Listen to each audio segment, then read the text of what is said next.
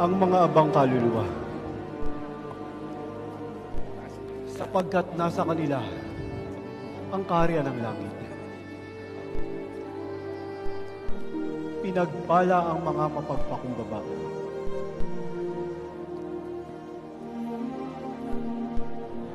sapagkat tatamuhin nila ang lupa. Pinagpala ang mga nagdadalamhati, sapagkat sila ay giginhawa. Pinagpala ang mga nagugutom at nauuhaw sa katwiran, sapagkat sila'y bubusugin. Pinagpala kayong mga inalimura, inuusig at pinararatangan ng sari-saring kasamaan, nang walang katotohanan ng dahil sa akin.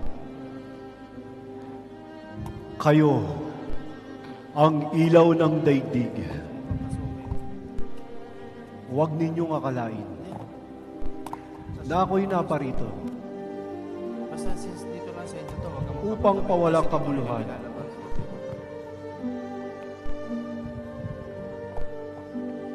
Ang mga kautusan o ang mga propeta.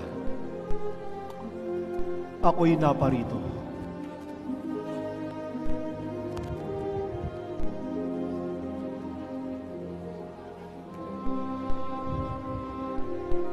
kung hindi upang sila'y pawalang kabuluhan, kung hindi upang sila'y ganapin,